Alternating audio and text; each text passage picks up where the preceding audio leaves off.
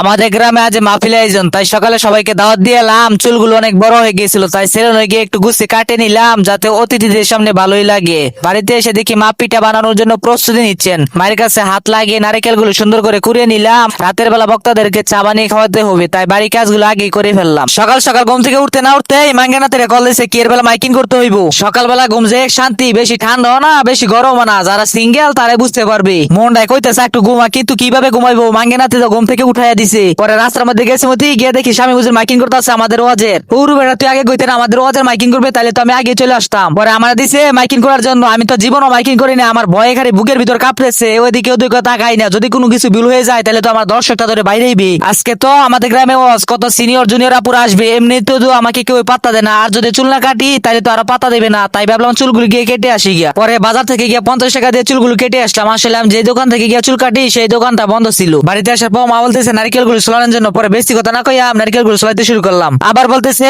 নারকেল গুলো কোরানোর জন্য। পরে বাধ্যতামূলক হইয়া নারকেল গুলো কোরাইতে শুরু করলাম। আসর পর মুরব্বীরা বলতেছে কার্পেট গুলো বিছাই দেওয়ার জন্য। পরে আমরা সবাই কার্পেট গুলো বিছাই দিলাম। কার্পেট বিছানোর পর ঝাড়ুটাও দিয়ে দিলাম, যাতে ময়লা না লাগে শরীরে। আমাদের মাহফিলের স্টেজ অনেক সুন্দরভাবে সাজাইছে। রাতের বেলা আমার দিছে সাবানোর জন্য, তারা গেছে গা বাহিরে মেয়ে দেখার জন্য। বাহিরে আসার পর দেখি মাঙ্গেনাতি গেম খেলতেছে। কিরে মাঙ্গেনাতি গেম খেলস করে সাবানাইবো কেডা? বেশি কিছু কইছি না, আবার যদি আমার থাপ্পড় মাপড় দিয়ে লাই একটু বারে বের হয়ে দেখি মানুষ আওয়াজ শুনতেছে না, মেলার মাই যাইছে যেমন। মামারা যা করতেছো জীবনে উপরে গেলে দিবনে। কিছুক্ষণ পর দেখি বক্তা এসে পড়ছে। বক্তাদেরকে বললাম চাটা খাইবে নাকি? পরে বলে এখন খাইবে না বেলে। আমার টুপি নাই, আনা টুপি নামাজ পড়তে। পরে একটা দোকানে চলে আসলাম, এসে দেখতেছি আমার সাথে মানাইবে কিনা। পরে দেখতেছি না মানাইবে। পরে একটা কিনে নিলাম 150 টাকা দিয়ে। কত বড় মাহফিল, অথচ কয়েকটা মানুষ বসে আছে। এখন যদি গান বাজা হইতো তাহলে ঠিকই মানুষ থাকতো। আল্লাহ তাআলা সবাইকে বুঝার তৌফিক দান করুন।